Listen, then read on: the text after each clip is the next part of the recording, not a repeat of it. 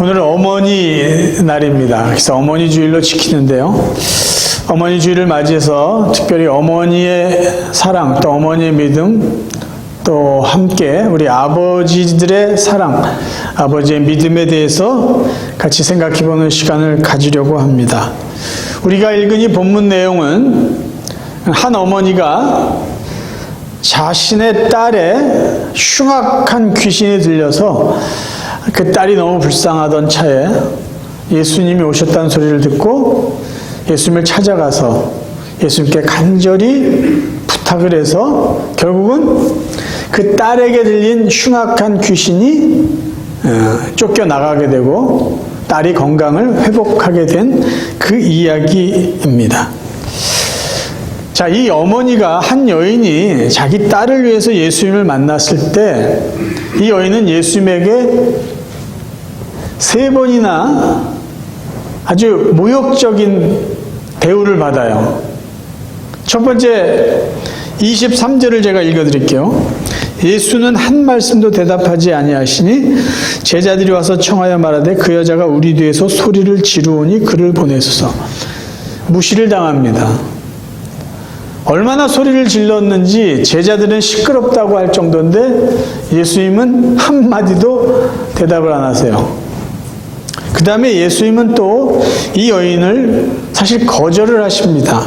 24절을 볼까요? 예수께서 대답하여 이르시되 나는 이스라엘 집에 잃어버린 양 외에는 다른 데로 보내심을 받지 아니하였노라 하시니. 기껏 대답하신다는 게 나는 이스라엘 사람들, 유대인들만 위해서 일한다는 식으로 이 여인을 거절하십니다. 그리고 한 발 더 나아가 이 여인을 모욕합니다. 26절 대답하여 이르시되 자녀의 떡을 취하여 개들에게 던짐이 마땅치 아니하니라. 자기 딸을 위해서 간절한 마음으로 예수님을 찾아온 이 한 여인을 예수님은 상당히 모욕적인 태도로 대하세요. 그런데 결국 이 여인이 예수님께 간절한 마음으로 딸을 위해서 부탁을 했을 때 예수님은 그 여인의 믿음을 보시고 그 여인의 딸을 고쳐주십니다. 제가 여기서 질문을 한번 드리겠습니다. 지금 이 어머니가 자기의 딸을 위해서 예수님께 보여준 적어도 3가지의 이 예수님의 외면과 무시와 모욕적인 것에도 불구하고 자기 딸을 고쳐달라고 부탁하는 이 모습은 정상적인 어머니라면 그렇게 어려운 걸까요? 만약에 내 딸이, 내 아들이 그들이 원하는 일을 할 수 있는 분명한 게 있다면 내가 예수님을 찾아가서 부탁만 하면 그 일이 이루어진다는 확신이 있다면 지금 이 정도의 수모를 당하는 것이 그렇게 어려운 걸까요? 부모의 마음으로, 엄마의 마음으로, 아버지의 마음으로 이 정도 모욕당하는 게 뭐 그렇게 대단한 걸까요? 내 자존심 좀 버리면 어때요? 내가 좀 무실당하면 어때요? 내가 좀 욕을 먹으면 어때요? 아니, 내 자식이 좋은 일이 있는다면은, 내 자녀가 손주를 낳을 수 있다면, 내 자녀가 이 아픈 불치병에서 고침받을 수 있다면 저는 이런 수모 얼마든지 받을 수 있다고 저는 자신할 수 있어요. 정상적인 부모라면, 정상적인 어머니라면 이 정도 수모 못 당하겠어요? 물론 안타까운 소식들이 저희들에게 가끔 TV 매체를 통해서 들릴 때가 있어요. 자식을 버린 부모가 있기도 하고요. 자식을 때려 죽인 부모도 있고 자식을 굶겨 죽이는 부모도 있다는 이해가 되지 않는 소식도 가끔씩 들리지만 상식적이고 정상적인 부모님들이라면 자식을 위해서 이 정도 수모는요 아무것도 아니에요. 자식을 위해서 목숨까지 바칠 수 있는 마음을 가진 분들이 부모님들 아니에요. 근데 저는 이 본문 내용을 읽으면서 이런 가정을 해봤어요. 이 어머니가 지금 보여준 것이 본능인가 믿음인가라는 거예요. 물론 예수님께서 이 여인의 간구를 들어준 거는 이 여인 안에 있었던 믿음을 보시고 이 여인의 딸을 고쳐주십니다. 그런데 만약에요, 이 여인이, 이 어머니가 예수님의 은혜로 딸이 정상적인 삶을 살았어요. 야, 정말 예수님 믿길 내가 잘했다. 정말 저분 놀라운 분이다. 그리고 나서 딸이 정상적인 삶을 산 이후로 예수님을 찾거나 예수님을 의지하거나 예수의 말씀을 기억하거나 예수님을 믿는 신앙생활하지 않고 그냥 자기 편한 대로 살았다고 가정해 봅시다. 그럼 이 여인이 보여준 것은요, 본능으로 끝나는 거예요. 그리고 이 딸이요, 이 엄마의 수고에 의해서 정상적인 삶을 살게 된 이 딸은 자기 엄마를 어떻게 기억하겠습니까? 아, 우리 엄마는 참 좋은 엄마야. 나를 고치기 위해서 내가 사람들의 얘기를 들어봤더니 예수님을 만나서 그 수모를 다 겪고 자존심과 무시, 자존심 상하고 무시당하는 걸 다 겪고 예수님에게 부탁해서 내가 이렇게 정상적으로 살게 됐어. 우리 엄마는 참 대단한 분이야.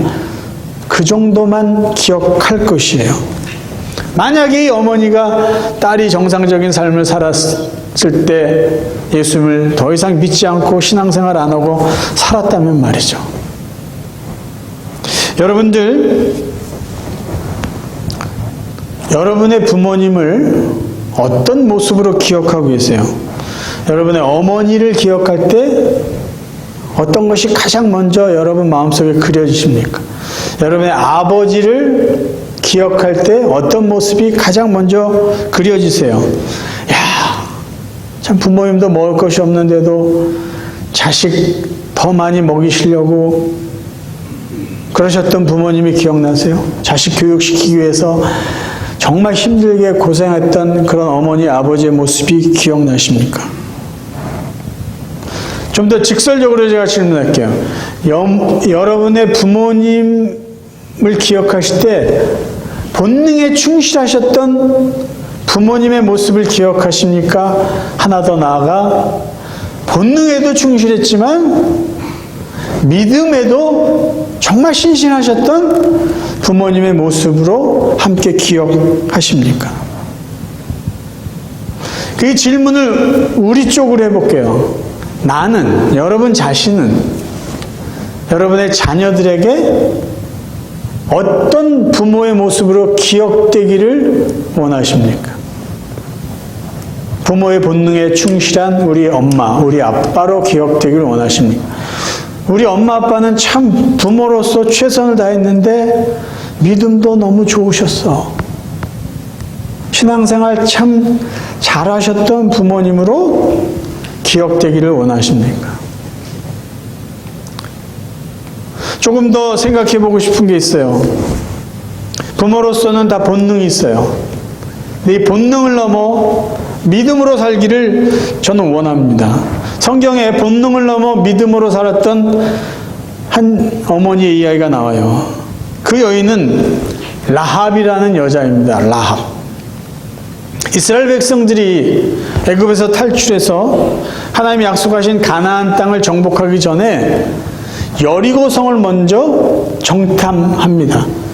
그래서 2명의 정탐꾼을 미리 여리고성으로 보내요. 근데 이 2명이 어디에 가서 숨었는지 잘 아시죠? 기생 라합의 집에 가서 숨습니다. 왜 그랬을까? 상황을 우리가 이해하면 쉽습니다. 기생의 집에는 그저 아무나 들어갈 수 있으니까 쉽게 가장 접근하기 쉬운 장소였기 때문에 글로 들어갔을 거예요. 그런데 소문이 난 거예요. 이스라엘 백성의 정탐꾼이 여리고성에 들어왔다는 소문을 들었어요. 그를 찾습니다. 발각되면 죽죠.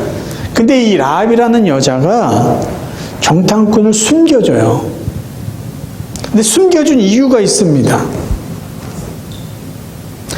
나는 당신들의 하나님의 소문을 들었습니다.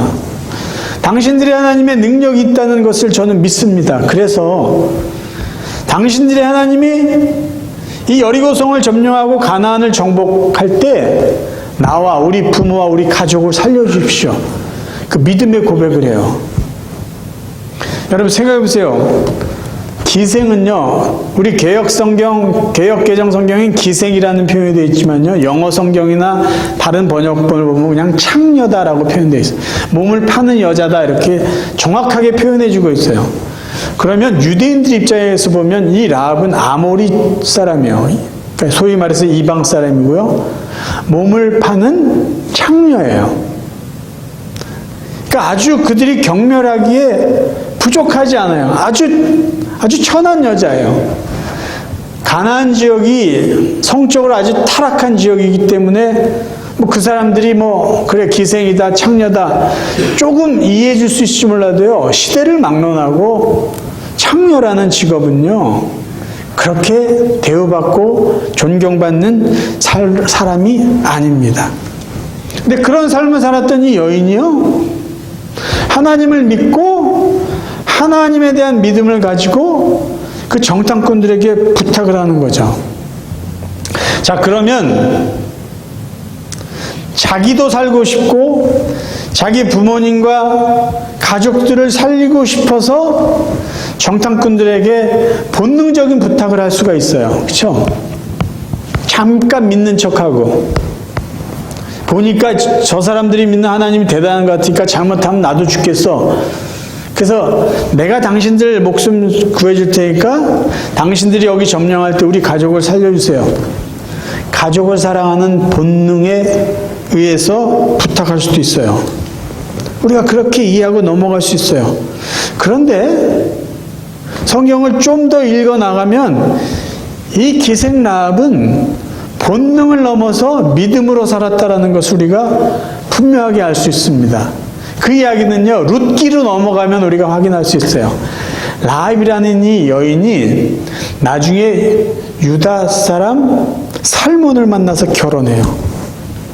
그래서 자식을 낳는데 보아스라는 아들을 낳습니다. 보아스의 이야기가 구약성경 룻기에 나오는데요, 그 보아스라는 사람을 이렇게 잘 살펴보면은 아주 부자예요. 경제적으로 여유가 있어요.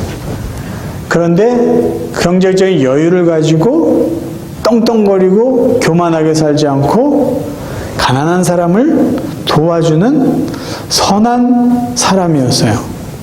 그리고 어려운 사람들 위해서 단지 물질로만 돕지 않고 그들에게 하나님의 은혜를 빌어주는 하나님을 믿는 믿음의 사람이었다라는 것이에요. 그리고 이 보아스가 나중에 어떤 일이 있냐면요, 모압 출신 여자 룻을 만나서 결혼하고 자녀를 낳아요. 근데 그의 자녀의 자녀가 누구냐면 다윗 왕입니다. 기생이었지만, 천한 삶을 살았지만 자신의 본능을 넘어 믿음으로 하나님을 믿고 의지하여 하나님의 은혜로 가족을 살리고 믿음으로 계속해서 살았던 기생 라합이 나중에 어떻게 되는지 아세요?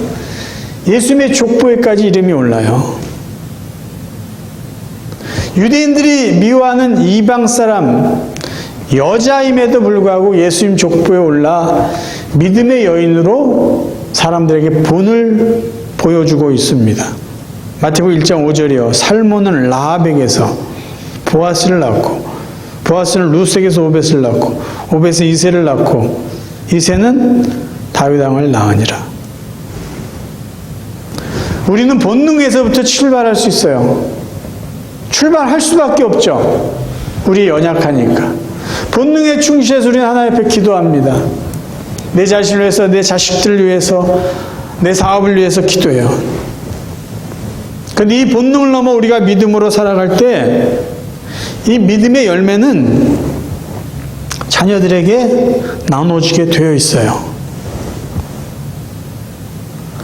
본능에만 충실하다면요, 우리의 믿음이 자녀들에게 그대로 전수될 수가 없다라는 것이죠. 그리고 믿음으로 인한 하나님의 복 역시 자녀들에게 나눠줄 수 없게 된다는 것입니다. 이제 아버지 이야기를 잠깐 할게요. 믿음을 넘어서 믿음의 열매까지 맺혀지게 된 한 아버지 이야기를 여러분과 나누겠습니다. 이 사람은 누구냐면요, 아브라함이에요. 아브라함. 저희가 읽을 이 본문 내용은 아브라함이 하나님의 명령에 순종해서 자기 아들 이삭을 불에 태워 죽이는 그 제물로 바치려고 하는 그 내용입니다. 창세기 22장 7절부터 제가 읽어드리겠습니다. 이삭이 그 아버지 아브라함에게 말하여 이르되 내 아버지여 하니 그가 이르되 내 아들아 내가 여기 있노라. 이삭이 이르되 불과 나무는 있거니와 번제할 어린 양은 어디 있나이까. 아브라함이 이르되 내 아들아 번제할 어린 양은 하나님이 자기를 위하여 친히 준비하시리라 하고 두 사람이 함께 나아가서 하나님이 그에게 일러주신 곳에 이른지라. 이에 아브라함이 그곳에 제단을 쌓고 나무를 벌려놓고 그의 아들 이삭을 결박하여 제단 나무 위에 놓고 손을 내밀어 칼로 잡고 그 아들을 잡으려 하니. 아브라함이 아들 이삭을 바치는 죽이려고 하는 이 모습은요, 아브라함의 순종의 아주 대표적이고 극적인 장면입니다. 그런데 여기서 저희들이 주목해야 될 것은요, 아브라함만이 아니라 이삭의 모습이에요. 자, 성경학자들은 지금 이때 이삭의 나이를 몇 살로 추정하냐면요, 어떤 학자는 15살로부터 시작합니다. 그리고 어떤 학자는 25살까지 봐요. 그러니까 가장 적게 보더라도 이삭이 10대, 조금 좀 여유 있게 보면은 20대 중반 청년인 거죠. 그래서 저는 쉽게 그냥 20대라고 가정을 해보겠습니다. 그러면 지금 이 상황에서는요, 120세의 할아버지하고 20살의 청년하고의 이 모습이에요. 근데 여기 보면은 120살 먹은 아브라함이 20살 먹은 아들을 결박해서 나무 제단 위에 놓고 손을 내밀어 칼을 잡고 그 아들을 죽이려고 합니다. 그렇죠? 근데 이삭은 아무것도 하지 않고 있어요. 그러니까 쉽게 말하면 가만히 있는 거죠. 만약에 이삭이 살려고 했다면 저런 상황이 연출될 수가 없죠. 그렇죠? 살려고만 한다면 20살 청년이 자기보다 100세가 많은 노인을 제압하지 못할까요? 근데 왜 이삭은 저렇게 가만히 있었을까라는 거예요. 저는 여기서 이삭의 믿음을 봅니다. 이삭의 믿음. 이삭은 적어도 두 가지를 믿었어요. 두 가지. 그가 믿었던 첫 번째는 뭐냐면요, 아버지 말을 믿은 거죠. 아버지. 그리고 두 번째 그가 믿었던 것은 아버지가 믿는 하나님을 믿은 거예요. 아버지가 뭐라고 그랬어요? 아브라함이 가로되 아들아 번제할 어린 양은 하나님이 자기를 위하여 친히 준비하시라. 그러니까 이삭은 죽어가는 그 순간까지 아버지를 믿었고 아버지가 믿는 하나님을 믿었어요. 그럼 이 믿음이 어디서 나왔을까요? 이 믿음이 어디서 나왔겠어요? 하루아침에 그냥 생길 수 있었을까요? 그동안 아들이 자라면서 아버지를 본 거 아니에요? 아버지 어떤 걸 봤을까요? 아버지의 믿음을 본 거죠. 이삭은요, 자기 아버지가 자기를 정말 죽기까지 사랑한다는 걸 봤을 거예요. 100세 얻은 아들, 하나님 주신 아들. 정말 애지중지 눈에 넣어도 안 아플 그런 자식이었을 거예요. 근데 정말 우리 아버지가 날 사랑하는구나, 그걸 넘어서 뭘 봤냐면, 와, 우리 아버지는 하나님을 정말 잘 믿는 사람이구나. 하나님 우리 아버지를 참 사랑하는 하나님이구나라는 것을 그가 봤다라는 거죠. 그러니까 아버지를 통해서 아버지가 하나님을 어떻게 섬기는지, 아버지가 하나님을 어떻게 그 말씀대로 순종하는지를 봤고요. 아버지가 섬기는 하나님이 어떻게 우리 아버지를 은혜를 주시고 사랑하시고 축복하는지를 이삭이 그냥 본 거예요. 그렇지 않다면, 그 믿음이 없다면요, 이렇게 아버지가 칼을 잡고 자기를 죽이려고 할 때까지 가만히 순종할 수 없었다라는 것이죠. 다시 말해서 이 이삭의 순종과 이삭의 믿음은 아브라함의 순종과 아브라함 믿음의 열매라는 거예요. 열매. 그래서 믿음은요, 삶의 흔적으로 나타납니다. 삶의 열매로 분명히 드러나게 되어 있어요. 여러분, 자식들은요, 물론 출가하면은 그렇지만 출가하기 이전까지요, 자녀들이 어렸을 때 중고등학교 학교를 지나고 학교 생활을 할 때 부모님들을 다 보고 있어요. 그러니까 우리 부모님이 교회에서 생활하는 것만 자녀들이 아는 게 아니라 집에서 생활하는 걸 알잖아요. 가정에서 어떤 가치관을 갖고 사는지, 가정에서 무엇이 우선순위인지 자녀들은 다 알고 있어요. 교회에서 우리 부모님이 어떤 언어를 사용하는지, 집에 와서는 어떤 언어를 사용하는지 자식들은 잘 알고 있다니까요. 우리 부모님이 교회에서 어떻게 신앙생활하는지, 우리 부모님이 가정에서는 어떻게 신앙생활하는지 잘 알고 있어요. 잘 알고 있어요. 말씀을 정리하겠습니다. 쉽지 않은 질문이에요. 저나 여러분들은 본능에 충실한 부모님입니까? 아니면 본능에 충실하지만 믿음에도 최선을 다하여 살아가고 있는 부모입니까? 믿음으로 산다는 게 뭘까요? 아쉬울 때 하나님을 찾고 간절하게 기도하고, 내 자식의 문제가 있을 때 이 자식의 문제를 해결받고 싶어서 어떤 수모나 어떤 고생도 감당하는 그 모습을 넘어서 자녀들의 문제가 해결되거나 자녀들의 아픔이 없거나 너무 편하고 평범한 삶을 살 때에도 변함없이 하나님은 나의 하나님입니다.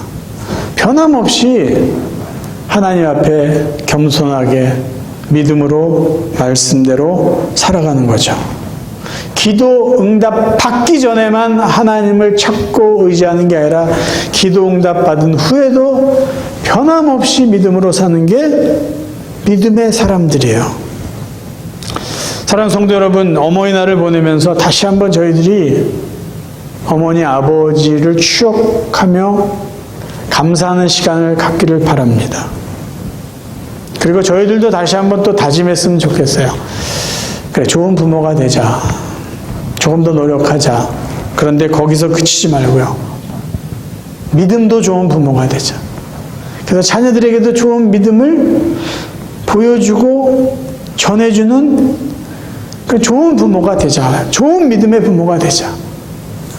우리 할아버지 할머니도 여기 계시잖아요. 좋은 믿음의 할아버지 할머니가 되자.